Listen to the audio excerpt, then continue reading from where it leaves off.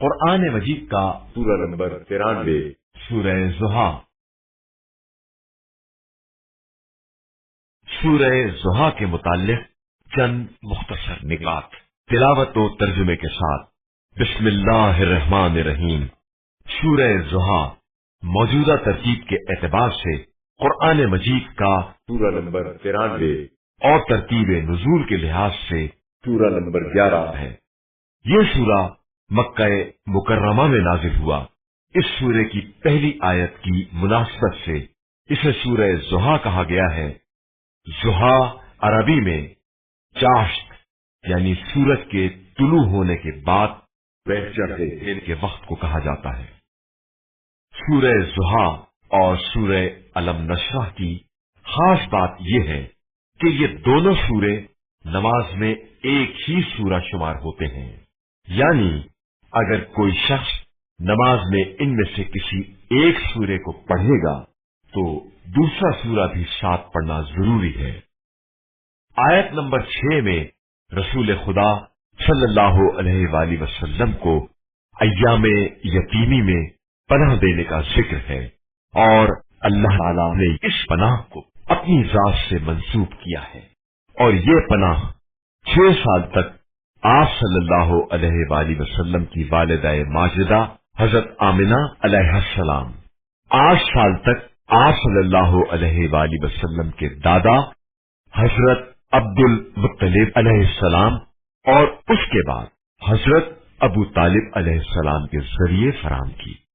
آیت نمبر 9 اور 10 کے مطابق یتیم کی تحقیر نہ کرنے اور سائل کو نہ جھڑکنے کا خطاب اگرچہ رسول خدا صلی اللہ علیہ وآلہ وسلم سے ہے، کیونکہ رسول خدا صلی اللہ علیہ وآلہ وسلم خود یتیمی کی کیفیت کو محسوس کر چکے تھے، لہذا خطاب رسول اللہ صلی اللہ علیہ وآلہ وسلم سے ہوا، لیکن حقیقت میں یہ حکم اللہ تعالی تمام انسانوں کو دے رہا ہے۔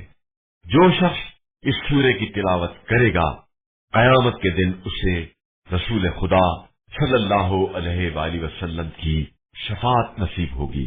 بسم اللہ الرحمن الرحیم۔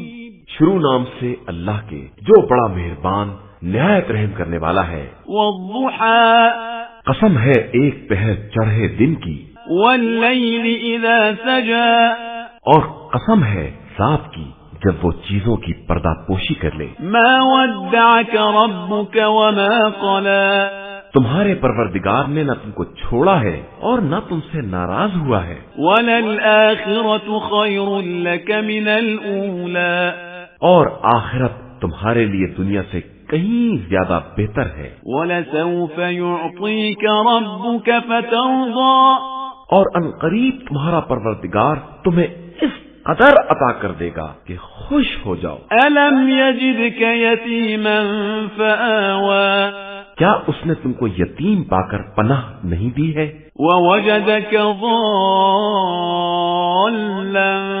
فهدى، اور کیا تم کو گمگشتہ پا کر منزل تک نہیں پہنچایا ہے؟ ووجدك عائلا